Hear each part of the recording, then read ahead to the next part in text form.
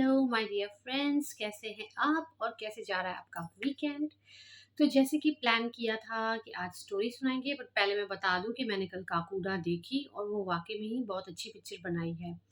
और ये कंसेप्ट बड़ा अच्छा था पेंटिंग वाला, क्योंकि हम भी जब कुछ ड्रॉ करते हैं या पोर्ट्रेट बनाते हैं, अर्ली मॉर्निंग स्केच जो मैं आपके साथ शेयर करती हूँ, तो उसमें भी कई बारी ऐसे फेसेस आते हैं जैसे जो नोन है लेकिन अननोन है, पता नहीं किसके हैं। बट देन मैं मेरा ये मानना है कि जब आप ड्रॉ कर रहे हो तब आपके पास एक एनर्जी आती है, पॉजिटिव एनर्जी आती है। और वो पॉजिटिव एनर्जी थोड़ा टाइम आपके साथ रेस्ट करती है, क्रिएटिव एनर्जी, और फिर वो चली जाती है, चाहे आपको कोई ना कोई गिफ्ट देके। तो अच्छा कॉन्सेप्ट था, काफ़ी डिफरेंट था and I really enjoyed the movie. खैर, जैसे आज प्रॉमिस किया था, आज भी एक स्टोरी सुनाऊंगी, तो वो भी थोड़ी सी हॉरर स्टोरी है। ये स्टोरी मैंने बहुत टाइम पहले सुनी थी। ज़्यादा हॉरर भी नहीं है, तो डरने की कोई बात नहीं है। ये स्टोरी है एक राजा की, जो अपने मंत्री को बहुत पसंद करता था। और मतलब मंत्री के साथ सब कुछ पैसों का और प्रजा के बारे में डिस्कशन करता था। तो एक बारी वो शिकार के लिए गए, तो उन्होंने कहा मंत्री को भी कि आप मेरे साथ चलें। मंत्री भी साथ चले गए। तो दोनों में बहुत अच्छी दोस्ती थी, बड़े गहरे दोस्त बन गए थे। काफ़ी कुछ काम उन्होंने जनता के लिए किए थे और आगे सोच रहे थे करने का। तो शिकार के लिए जाते हैं तो एक क्या होता है ना, वो गलती से ना अपने जो उनके सिपाही वगैरह आस-पास होते हैं उनसे दूर हो जाते हैं। कैसे दूर हो जाते हैं उनको समझ में नहीं आता, उनको घोड़ा छोड़ना पड़ता है देखने के लिए कि वो है कहाँ। तो जब ऐसा हो रहा होता है तो वो चलते-चलते एक गुफ़ा की तरफ जाते हैं। गुफ़ा वो देखते हैं कि काफ़ी गहरी दिख रही है, पर ये है क्या? तो दोनों डिस्कस करते हैं और सोचते हैं कि चलो अंदर चलते हैं, देखते हैं। तो अंदर पहले तो उनको नाग-नागिन मिलते हैं, तो वो उनको नमस्कार करते हैं। तो नाग-नागिन समझ जाते हैं कि तो राजा है भई, तो इनको कैसे मना कर सकते हैं। तो क्या होता है कि वो बहुत रिस्पेक्टफुली उनको अंदर जाने देते हैं। जब वो अंदर जाते हैं तो वो देखते हैं इतना सारा खजाना है कि पूछने की बात नहीं।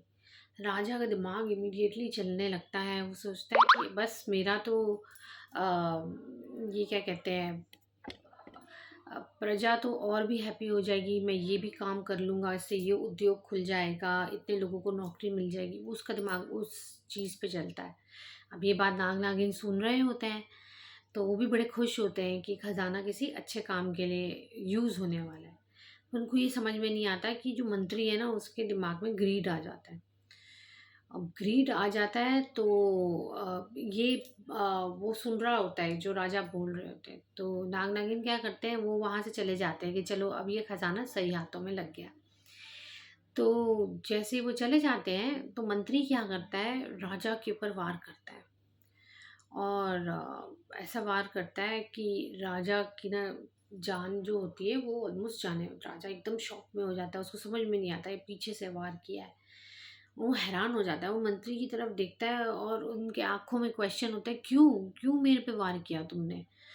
तो मंत्री कहता है, "अब ये सारा खज़ाना मैं लेके जाऊँगा और मैं अपना एक अलग देश बनाऊँगा", ऐसे करके। और राजा को बहुत बुरा लगता है ये देख के।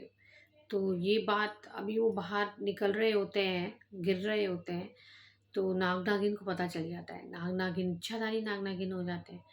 तो वो दरवाज़ा जो है केव का बंद कर देते हैं। वो राजा को बचा नहीं पाते, पर वो किसी भी ऐसे इंसान को खज़ाना नहीं दे सकते थे जो ग्रीडी हो। तो वो उनको श्राप देते हैं कि तूने इतने अच्छे राजा को, जो इतना अच्छा कर रहा था प्रजा के लिए और हम खुश थे कि ये खज़ाना उसको दे के, तूने उसे तंग किया, तूने उसे मार डाला। अब ये तब तक द्वार नहीं खुलेगा जब तक ऐसा ही कोई नोबल इंसान आता नहीं। तो वो बहुत रोता है, चिल्लाता है, "अरे गलती हो गई, माफ़ कर दो।" बहुत निकलने की कोशिश करता है पर नहीं निकलता। तो अंदर ही अंदर वो माफ़ी माँगता रहता है कि मेरे से गलती हो गई, मुझे माफ़ कर दो। बहुत दिन बीत जाते हैं तो एक मुसाफ़िर जा रहा होता है, वो बिल्कुल नॉर्मल होता है जैसे राजा। तो वो देखता है कि राजा वहाँ पे मतलब स्मेल आ रही होती है, बॉडी वहीं पे होती है। तो सबसे पहले तो वो खड्डा खोद के राजा को दफनाता है और फिर वो देखता है कि केव को बंद किया गया है। तो अंदर से आवाज़ आ रही होती है उसको, तो वो खोलता है। जैसे खोलता है तो मंत्री कहता है तुम्हें जो चाहिए ले लो, जो चाहिए ले लो, जितना खजाना चाहिए ले लो, मुझे जाने दो, मुझे जाने दो। कहता है आपको जाना है जाओ, और मुझे खजाने की ज़रूरत नहीं, भगवान ने मुझे जितना दिया है काफ़ी है। अब ये बात नाग नागिन भी सुन रहे होते हैं। तो वो क्या करते हैं, वो ट्रैवलर उसका रास्ता खोलता है और वो चला जाता है, पर नाग नागिन देख रहे होते हैं। तो वो क्या करते हैं, जैसे ही मंत्री बाहर आता है उसको डसते हैं और मंत्री वहीं ख़त्म। अब ये बात जो है मुसाफिर जाके अपने दोस्तों को बताता है कि मेरे साथ ऐसा ऐसा हुआ रास्ते में। अब दोस्त जो होते हैं वो भी बहुत ग्रीडी होते हैं, कहते हैं चल तुझे नहीं चाहिए कुछ तो हमें ले चल, हम तो देखें क्या है वो जगह। तो वो पहुंचते हैं और वहाँ पर देखते हैं कि बहुत सारा खजाना पड़ा हुआ। वो उस खजाने को टच करने की कोशिश करते हैं और नाग नागिन अपने इच्छाधारी रूप लेके सामने आ जाते हैं और वो कहते हैं कि अब हम तुम्हें मार देंगे अगर तुम यहाँ से नहीं गए।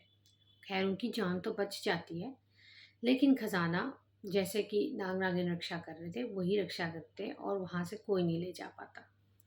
पर इस स्टोरी से हमें ये सीख मिलती है कि जो ग्रीड है ना, ग्रीड का डीमन, ग्रीड का भूत, ये भी चाहिए, वो भी चाहिए, वो भी चाहिए, ये भी मेरा, वो भी मेरा, वो भी मेरा, कहीं काम नहीं आता। हर इंसान का अपना कोई रीज़न होता है इस बर्थ में आने का। अगर वो हर इंसान अपने उस रीज़न पे फोकस करे तो बात ही अलग हो। तो आपको ये स्टोरी कैसी लगी आज की? डर तो नहीं लगा होगा? तो अच्छी लगी तो please like, subscribe, share and wish you very happy Sunday.